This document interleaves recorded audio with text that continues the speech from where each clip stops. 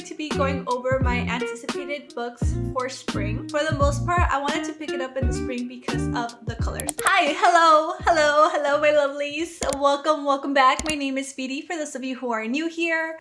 Today is such a pretty day. Well, it is because the sun's peeping out right now. It was raining yesterday, but I'm so freaking excited. Spring is here and that means warmer weather, and I'm so looking forward to the warm weather. I love the cold. Don't get me wrong. I know in the heat of the summer, I'm going to be missing the cold because I do not like it over 80 degrees. But right now, this weather between 60s and 70s, I am living. Spring allergies aside, I really do enjoy the warmer weather and just end of spring, first few months of summer. It feels nice to be able to go out and about again. With that said, as y'all read or saw in the thumbnail, we are going to be going over my anticipated books for spring, and I did try to keep them spring related. Some of them are new releases, some of them are rereads, and some of them are just books that make me feel like they might be for the spring, if that makes any kind of sense. But yeah, let's not babble too much about my excitement for spring right now, so grab a drink, get cozy, and let's get started with this video.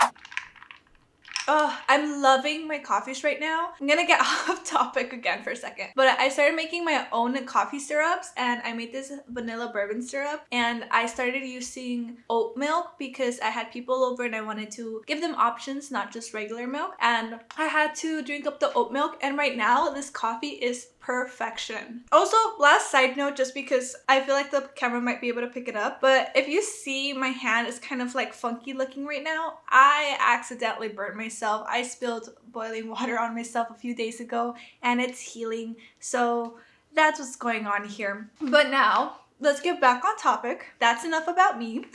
I have my iPad right here so we can go over the books that I want to read for spring. I have them categorized in just overall books that I want to read for spring that remind me of spring. And then I have rereads, and then I have new releases. For the most part, all of these books I do not own. I would have to go either read them on Kindle Unlimited, or I would have to go buy them or get them from the library. Libby's an option too. There are multiple different options. I don't know realistically if I'll be able to get to all of these next few months, but this is my wish list, and you will see it consists a lot of romantasy and romance. I am very big on the romance mood for spring and summer. I don't know, that's just usually what I tend to gravitate to more. The first book that I have on here is A Rivalry of Hearts by Tesnosha Odette. I actually do have this one in my April TBR. I'm very excited to be picking this up. For the most part, I wanted to pick it up in the spring because of the colors. It is absolutely pretty, and like the colors just remind me of spring, and I feel like it would just be a cute book to read in the spring. This story leans more towards a cozy, spicy romantasy with lower stakes. I believe it's about two different authors. One of them I think is a human and the other a fae, and they are trying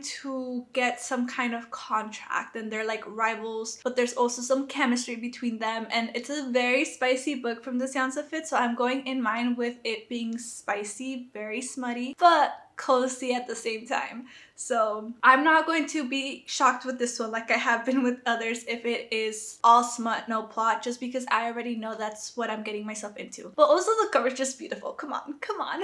The next book I have on here is Ready or Not by Cara Bastone. I think that's how you say the last name. Again, this book is just mainly just a cover pick. It just screams spring for me. Like the colors are just so pretty, as you all can tell, and this is a romance book. I have not read anything by this author, but I have heard good things about this author and this book specifically. I do know that this story is about a woman who is going through an unexpected pregnancy. I don't believe, if I remember correctly, that the love interest is the baby daddy. I think it's just someone she meets while she's pregnant or something of that sorts, right? Normally, I don't read too many things with the pregnancy trope in it, but I kind of like the approach of this if it is just kind of like an unexpected pregnancy and then she meets someone else later. I think that's a very interesting relationship to navigate because you're already filled up with so much hormones going through the pregnancy, so it's just kind of like a confusing time, and then having someone come into your life during that time. I am very interested to see what this book is about, and I've also had my my eye on it for quite a while and I just think it's time to read it. Now this next book is not necessarily spring. It's just a book I wanted to add there. Like I said, I read a lot of romance during the spring and summer and I'm getting into that romance mood. I haven't really been picking up contemporary romances, rom-coms. Finally, I'm going to pick up the Windy City series. I'm going to be obviously starting off with Mile High by Liz Tomford. I believe this is a sports romance. I am in the mood for a sports romance because I did just recently read Heated Rivalry, but because this specific sports romance has been on my TBR for a while and I've heard just great things about it, I finally am ready to pick it up. Oh boy, throat. I promise I'm not sick. That's just how my allergies presents itself through my throat. What was I saying? Mile High. So this is not necessarily spring. I think I actually have no idea what the setting is. It looks like it might be like New York or something. Nope, not New York. Windy City, Chicago, right? That's the Windy City? Yeah. I saw like tall high-rise buildings and I automatically thought New York, but I'm like, no, Windy City is usually Chicago. I don't know if I want to buy these books because I have a feeling I'm going to want to have the series or if I want to read them on Kindle Unlimited, but I also know that the original covers are changing and I don't know if I'll be able to get them all, and I don't know if I want to buy the full series without reading the first book. And I also have heard that the first book is not the best book. It's still good, but it's the following books that really sell this series.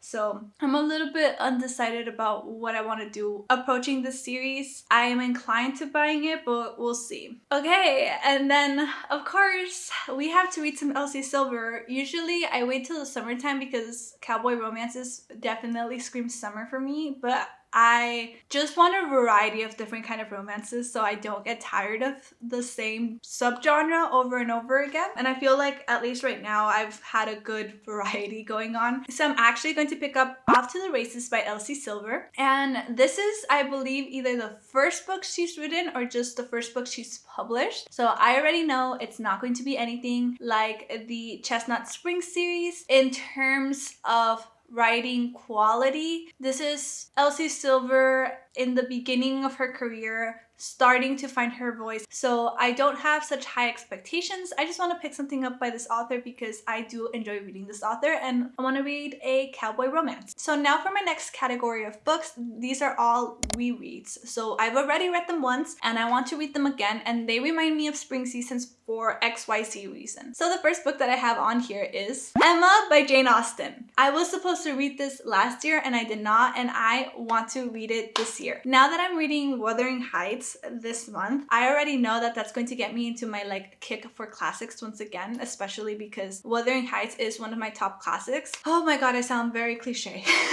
But Emma is possibly one of my favorite Jane Austen books ever. I think just like the flirtiness and whimsiness of Emma as a character and just the book itself gives me such big spring vibes. I feel like it is a book that would be perfect to read during the season, and I don't know why, it just always does. So I am picking up Emma, not this month, but I am picking it up for sure next month. Okay, so now that I've already touched on the topic of being more inclined to reading romances, another cowboy romance that I want to reread is Done and Dusted by Lila Sage. I read this one a few years ago and I don't remember what it's about. I just remember it's about barrel racing. I think our protagonist is a barrel racer, and of course it's a cowboy romance, and the cowboy season just gets me excited for summer. I'm just anticipating all of this warm weather, and this is one of the books I said I wanted to reread, and if I enjoyed it enough I would keep. If not, then I would unhaul later in the future. So I feel like this would be the perfect moment to read it. I just want a fluffy cute book, and if it is good enough for me to want to continue the series, then I can finally finish the series as well, because I've only read the first book. And then of course